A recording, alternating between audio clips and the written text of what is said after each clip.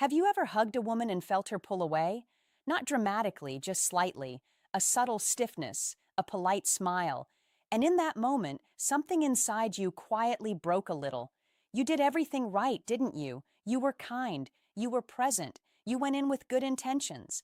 And still somehow the hug felt wrong, like you were two strangers performing a gesture neither of you really wanted. And the worst part, you didn't know why. You still don't. And that uncertainty has been sitting in the back of your mind ever since. I've been there. And so have thousands of men who never got told the truth about how physical connection actually works with women.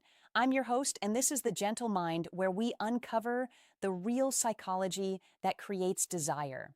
And I'll warn you now, the final trigger I'm going to share with you today is incredibly powerful. It can change how a woman feels about you almost instantly, and almost no one uses it correctly. Stay with me. Here's the truth nobody told you. That hug didn't fail because you're bad with women.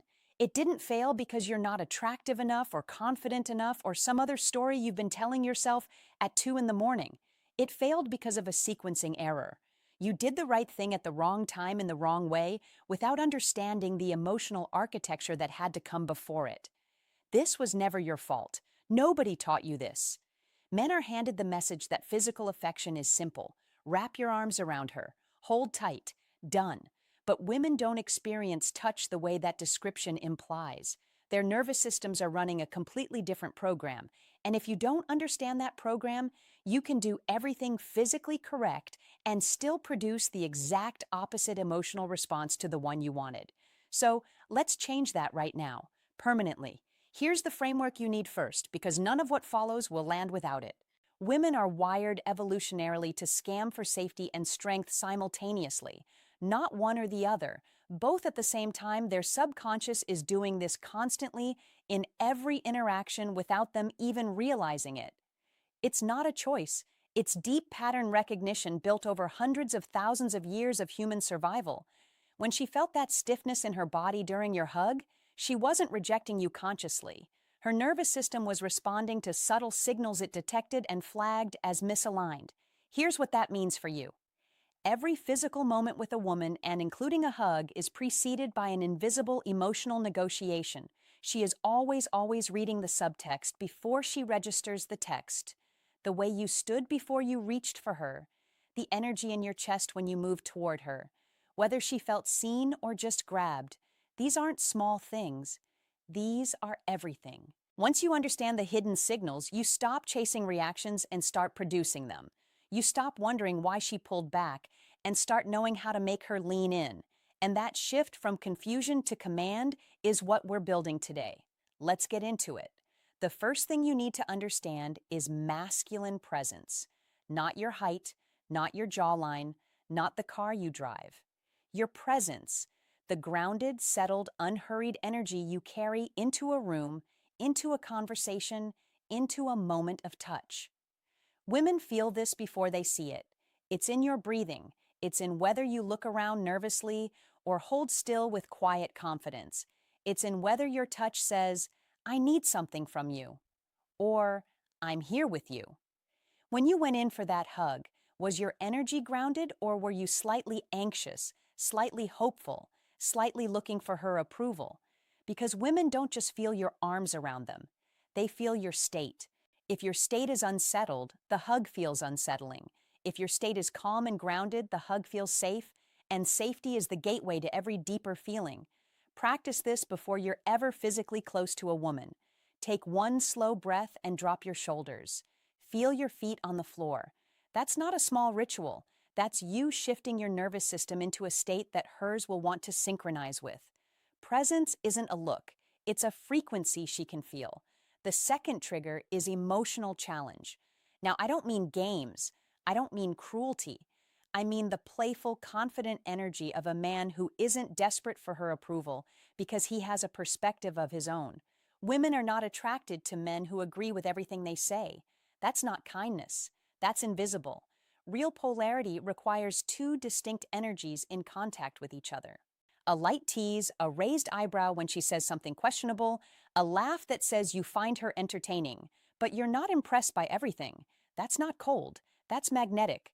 Because the moment she realizes you won't just mirror her to get her approval, she starts wondering what you actually think, and that wondering, that's the beginning of real interest. The next time you're with her and she says something a little dramatic, don't validate it immediately. Smile slightly and say, "You really believe that?" With warmth. Watch what happens.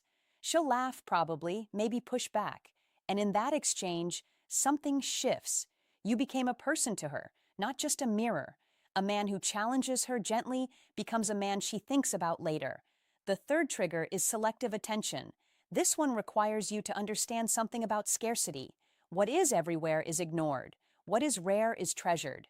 If you're always available, always responsive, always orbiting her schedule, you become furniture. Reliable? Yes. Desirable? No.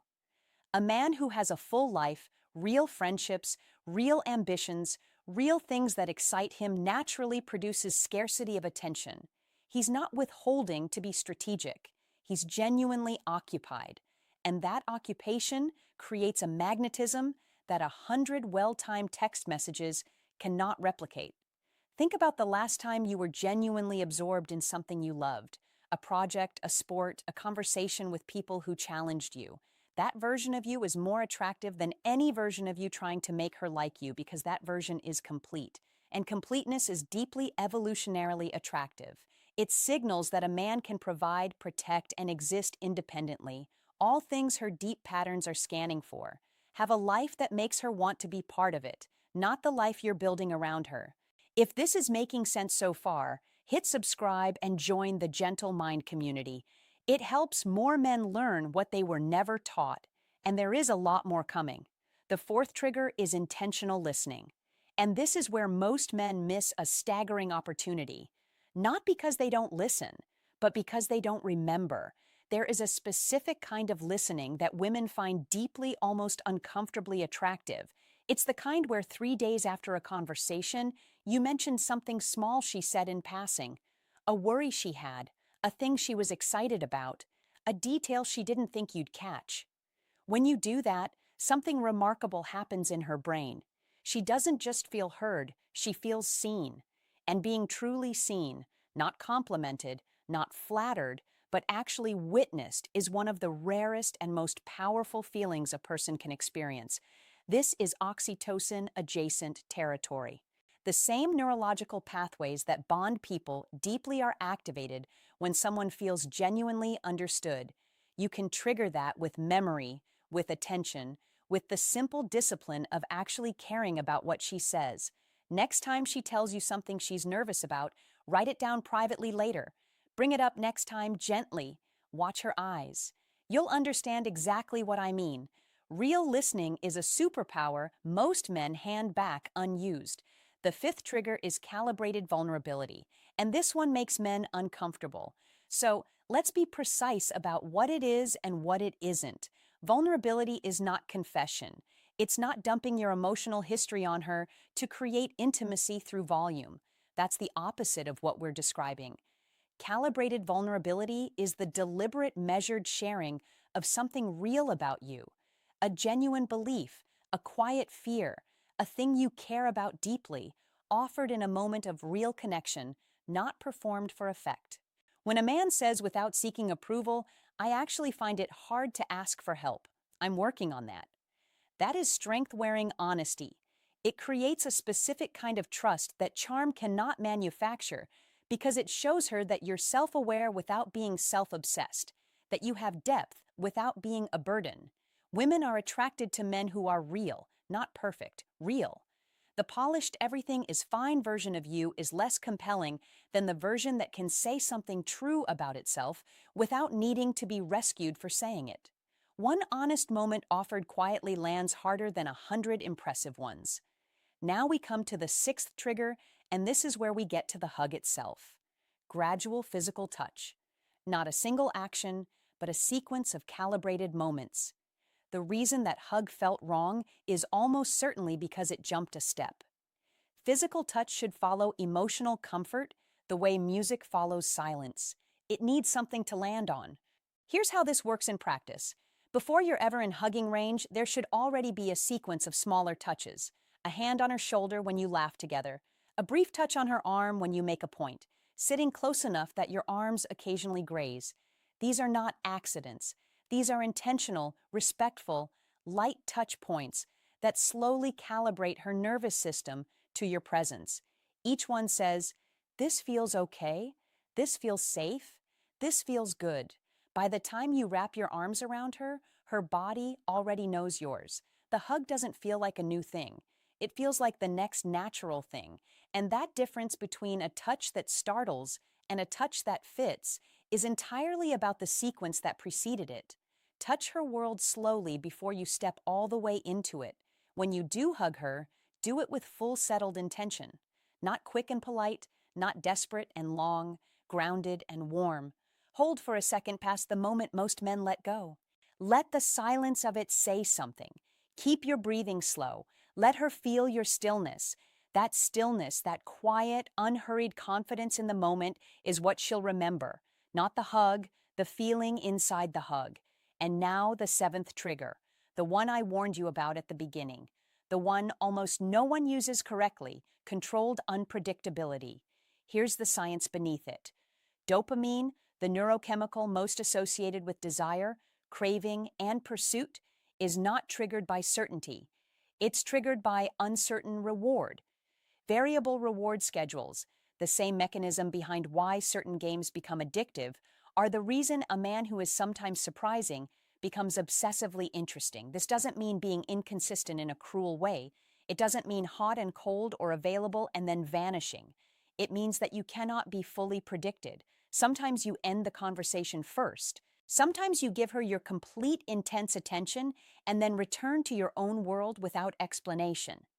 Sometimes you bring her something she didn't expect, not a gift, but a thought, a piece of music, a question nobody asks her. Predictable comfort is something she feels for old furniture. Controlled unpredictability is something she feels for a man she can't stop thinking about. The key word is controlled. You are not chaotic. You are not unreliable. You are interesting. You have layers she hasn't reached yet. And the occasional surprising move, the message she didn't expect, the laugh that came from nowhere, the moment where you didn't do the obvious thing, keeps her dopamine system quietly, perpetually activated in your direction. Be the man who is always safe and occasionally surprising. Here's what I want to leave you with. You came into this video carrying a small private wound, a hug that didn't land right, a woman who pulled back, a moment that left you feeling somehow less. And you've been trying to diagnose what's wrong with you ever since. Nothing is wrong with you. You were just untaught, and now you're not.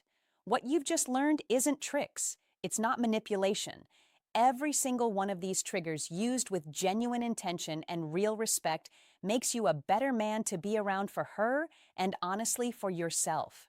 Presence makes you calmer. Intentional listening makes you more connected. Calibrated vulnerability makes you more honest. Gradual touch makes you more aware. These are not shortcuts. These are upgrades. The man who understands these things doesn't chase. He doesn't perform. He doesn't wait anxiously by his phone, trying to decode what she meant.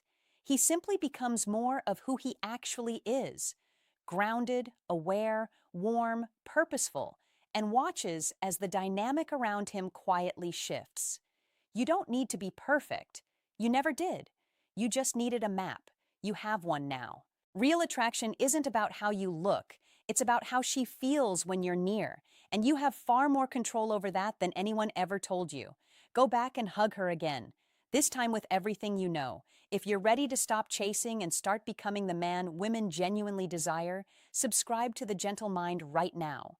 Turn on notifications because the next one will shift your reality again.